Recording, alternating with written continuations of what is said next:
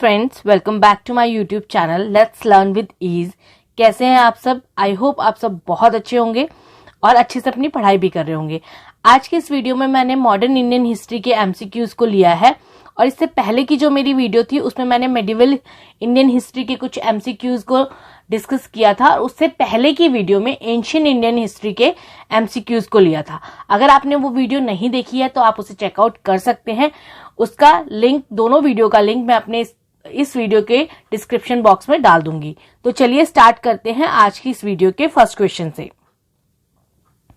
बंगाल में द्वैत शासन की नींव किसने रखी थी? इसका आंसर है आपका ऑप्शन सी, रॉबर्ट क्लाइव ने। रॉबर्ट क्लाइव द्वारा मुगल सम्राट शाह आलम से दीवानी प्राप्त कर लेने के बाद बंगाल में जो शासन व्यवस्था कायम हुई थी उसे द्वैत शासन के नाम से जाना जाता है।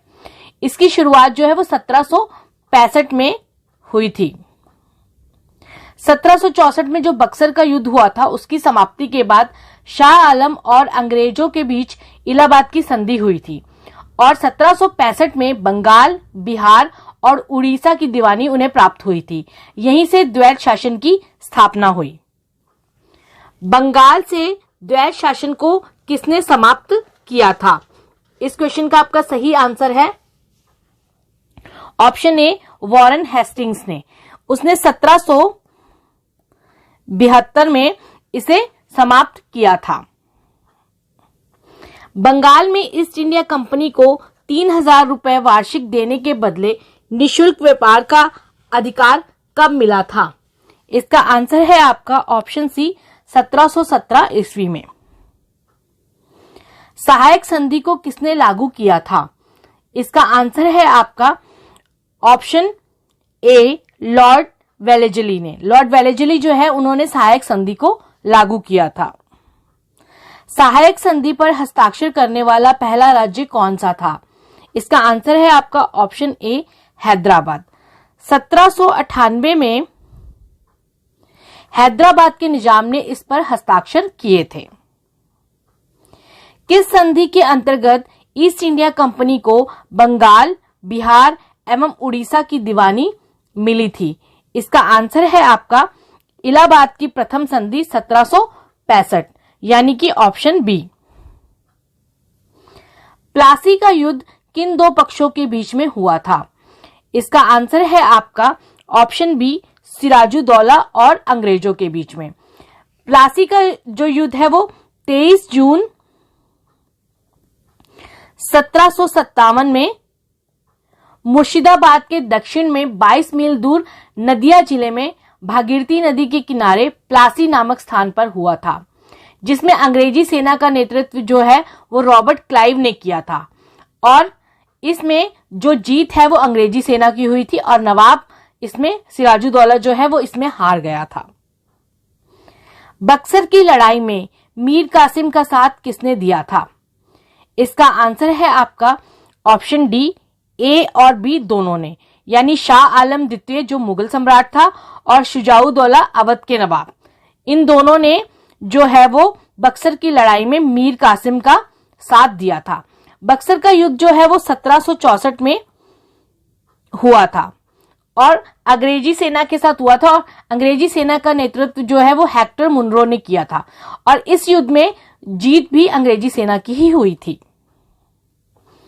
जेम्स प्रथम का राजदूत जो जहांगीर के दरबार में आया था वह कौन था?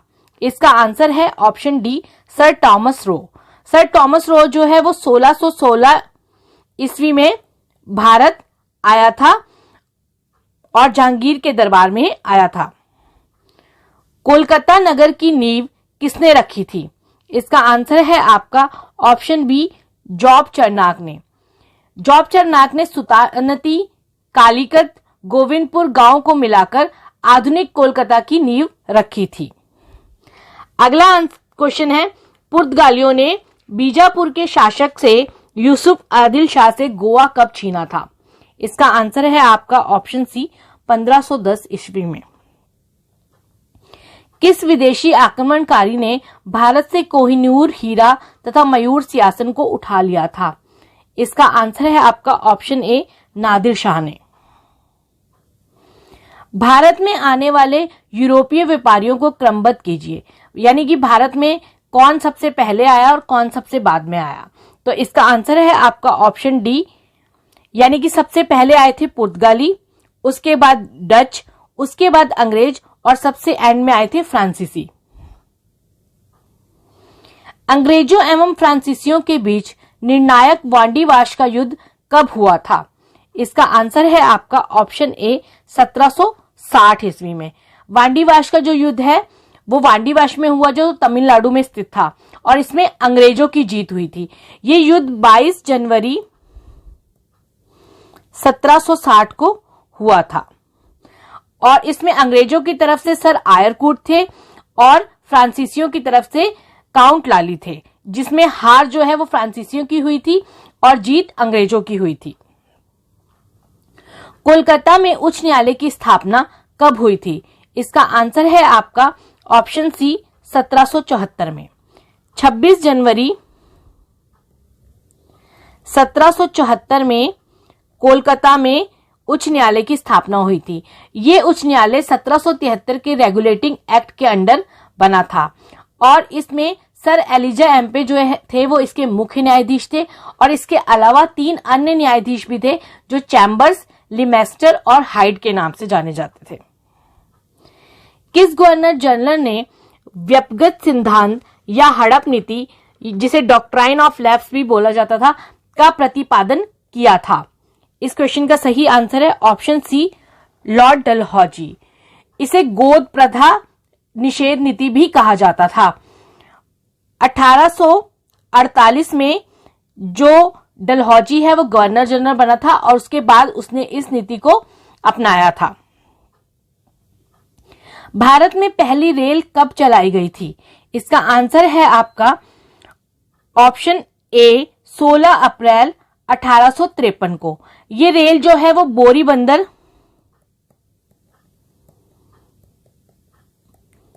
जो बॉम्बे में है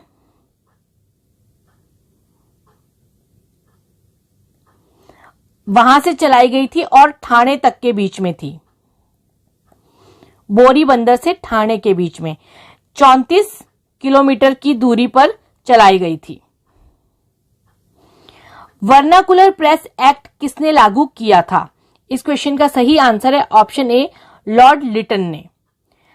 1878 में वर्नाकुलर प्रेस एक्ट को पास किया गया था।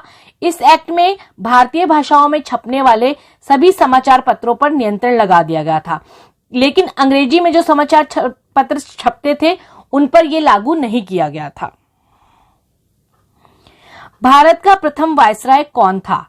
इसका आंसर है ऑप्शन बी लॉर्ड कैनिंग। भारत का अंतिम ब्रिटिश गवर्नर जनरल कौन था? इसका आंसर है आपका option D Lord Mountbatten. Next question है, मंगल पांडे ने किस सैन्य छावनी में विद्रोह किया था? इसका आंसर है आपका ऑप्शन ए बैरकपुर में। और इसी विद्रोह के तहत 8 अप्रैल 1857 को मंगल पांडे को फांसी दे दी गई थी। मंगल पांडे जो है वो ईस्ट इंडिया कंपनी के 34वें बंगाल इन्फेंट्री के सिपाही थे। 1857 के विद्रोह के समय भारत का गवर्नर जनरल कौन था? इस क्वेश्चन का सही आंसर है आपका option B Lord Canning. Next question है, भारतीय राष्ट्रीय कांग्रेस यानी आईएनसी, इंडियन नेशनल कांग्रेस भी जिसको बोला जाता है, की स्थापना कब हुई थी? इस क्वेश्चन का सही आंसर है आपका ऑप्शन ए 1885 में। 28 दिसंबर 1885 में बंबई के गोकुलदास तेजपाल संस्कृत महाविद्यालय में इसकी स्थापना हुई थी। भारतीय राष्ट्रीय कांग्रेस के प्रथम संस्थापक कौन थे? इसका आंसर है आपका option C A O. Hume. Next question है, किस वायसराय ने बंगाल का विभाजन किया था? इसका आंसर है आपका ऑप्शन सी लॉर्ड कर्जन ने। 19 जुलाई 1905 को इसकी घोषणा हुई थी और 16 अक्टूबर 1905 को यह प्रभावी हुआ था। Thanks for watching my video. I hope ये वीडियो आपको अच्छी लगी होगी और आपके लिए हेल्पफुल भी होगी। मिलते हैं नेक्स्ट वीडियो में, तब तक पढ़ते रहिए और नया कुछ सीखते रहिए। अगर आप मेरे चैनल पर नए हैं तो प्लीज मेरे चैनल को सब्सक्राइब करें, वीडियो को लाइक करें, शेयर करें और पास के जो बेल आइकन है उसको प्रेस करें ताकि आपको नई वीडियो की नोटिफिकेशन मिल पाए। Bye, take care.